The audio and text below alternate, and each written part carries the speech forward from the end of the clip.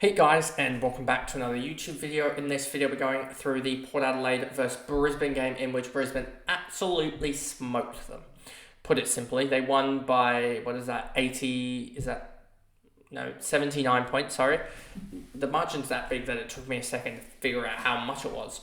And yeah, Port Adelaide just looked horrific. They look like they're so disjointed. They've got Zach Butters, whose shoulders literally can just be popped back in. They're that scuffed that I wouldn't be surprised if he goes for surgery in the off season. Even if he plays through this season, I wouldn't be surprised if his shoulders are so bad that he just needs to get them redone. Connor Rosie 115 and Butters 124 were dominant for Port Adelaide, but I mean they weren't as dominant as Lockie Neal's 135-149 split. As him alongside the two tools of Danaher and Hipwood really just piled on the pain for Port. But anyway, before we jump into this video, remember to like and subscribe, turn the notification bell on so you know when I upload, and let's get into this video. So, Zach Butters, he got off to a really poor start, I believe. But then he just really, he uses the, he was more efficient in this game. But something I found really, and I don't know if this is an exact science or whatever, or if they even get points for it. But it seems like he gets a lot of, he does a lot of bounces. And I don't know whether that adds an extra point here or there.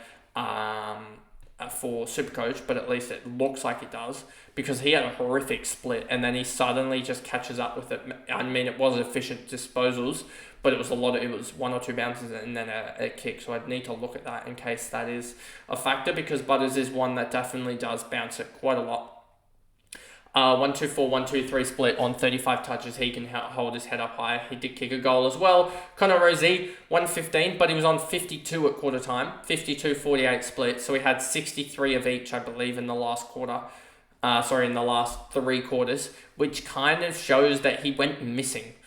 And he had something like, I think, 29 in the last quarter as well on both fronts. So yeah, he kind of just wasn't there when it was needed to be, when they were getting smoked.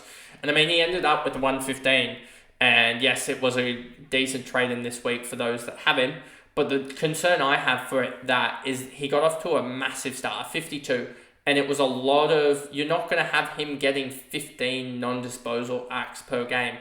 I expect it to be more closer to that sort of 10 or 11, and you take that away and he's starting to get towards that 100 range again, so it will be interesting to see. I don't know if I plan to grab him this week, but he could be a simple just change up from the likes of Oliver for me on fantasy, to be honest with you. I don't know if I'll necessarily go with him in Supercoach, but that could also be a way to get out of Oliver. Just go to Rosie on both fronts and just hope that his form regains. Horn Francis, 95-85. He was all right, but he did get tagged out of this game, and it almost to the point of a suspension. He was that bad. 2-2 free kick count. Kane Farrell, 84-88. Miles Bergwijn, 83, but he butchered the ball with 7 clangers, 59% ball efficiency. Ollie Wine, 78-60. Dan Houston, 78-102.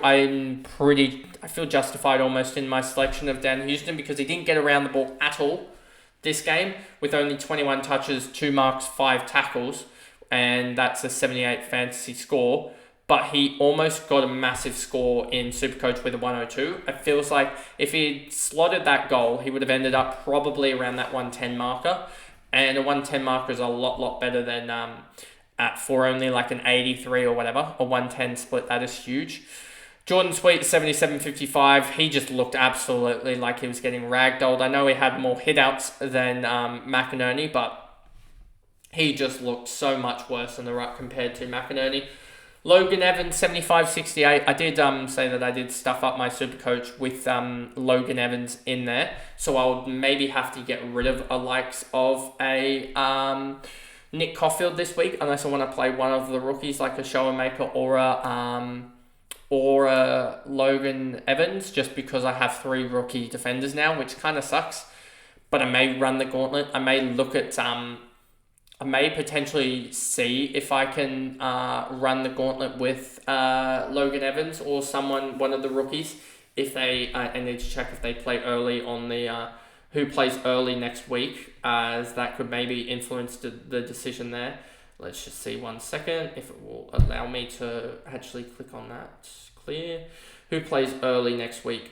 I don't think I can. No, I can't, because Western Bulldogs play before all of the sides that I need to play, because I need St Kilda or St Kilda versus Port is in itself a game. So I will see whether I run the gauntlet or not, but I don't think I will, because I don't have a backup plan. It's not like that would be full running the gauntlet, rather than having a emergency guy that I could bring on in case of and they all both play each other as well, which doesn't help. It's sort of the worst case scenario. Alira, Jeremy Finlayson, Willem Drew, Jace Burgoyne, none of these guys literally matter at all, so we can just almost skip over the rest of these guys. Willem Drew down a little bit. I mean, he doesn't really matter to a certain degree. You sort of expect that. Then we go over to Brisbane side of things, and Lockie Neal absolutely smashed it here. If we just adjust that, he absolutely took the piss in this game. 37 touches, 7 marks, 6 tackles, 18 contested possessions, 10 clearances at 89%. He was running at 100% efficiency for the first about 3 quarters. And yeah, so he ended up with a huge score. Oscar McInerney, 125, 126. He absolutely smashed Jordan Sweet. Ended up with 3 goals as well. Josh Dunkley, 118, 144. 32 touches, 6 marks, 7 tackles at 62%. 17 contested possessions, 3 clearances. Don't get how he necessarily had a much better game than Lockie Neal, considering Neal had, look at the splits there. His was a lot more positive, the Supercoach to DT ratio, but I don't know what that has to do with it.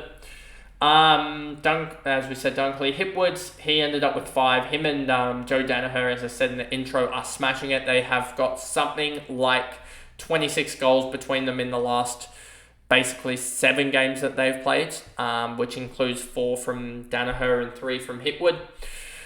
Wilmot, 102, 94 split, he was pretty good. Zorko, 104 split and 94 DT. So if Merritt goes above 94 effectively, or if Merritt goes above 115, I think it's the best result for me this week in terms of fantasy, especially because Salem got subbed out, so that really ruined that option there, that potential option.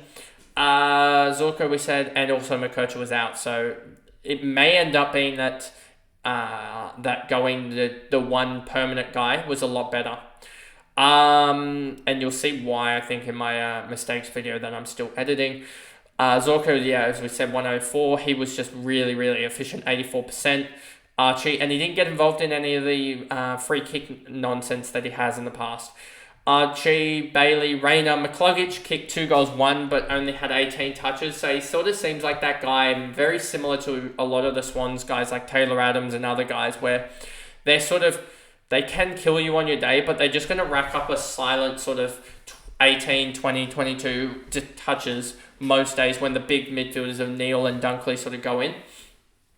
And so, very, very, I think, similar to Rowbottom, but has a little bit more capability there. Connor McKenna, Barry Revel, Cameron, Lester, Andrews, Fletcher. I'm sort of surprised that Fletcher hasn't kicked it up a gear, but then again, he's sort of playing almost third or fourth fiddle in that Brisbane lineup, and I can't wait to see him in the next probably 2 or 3 years when he really develops, because he's a very almost similar player, it feels like, to Cam McKenzie, and I hope he doesn't go down that path, as I feel like he can be a really good sort of agile midfielder. But I have a feeling he might not get to that, just given the midfielders in here and the fact that they've also got Will returning next week, whether that be VFL or AFL, and Levi being drafted this year alongside another sort of on-ball / winger, I believe, in Sam Marshall. I believe he's a winger. So he sort of is almost more so on the outside now, Fletcher, of getting a spot in that midfield because of the Ashcroft brothers. Morris, Starcevich, Lohman, Payne, and Shadow Braun. And that pretty much is the video there, going through the Port Adelaide versus Brisbane demolition job by the Lions if all goes to plan for the Lions, they're still on for the 4, which is just how crazy this comp has been. We said season over for them, season over, but they have just, something has sparked in them, and it's something that I think very, very few teams and can stop, to be honest with you. They're genuinely a threat now, especially if they make top 4 and get that double chance. You'd almost have to put them up there with the Swans as like flag favourites, given how much of a run it would be. It would be something like 12 out of their last 13 games or something like that if they wanted to get top 4. So anyway, that is the video, and I'll see you guys in the next one. Bye, guys.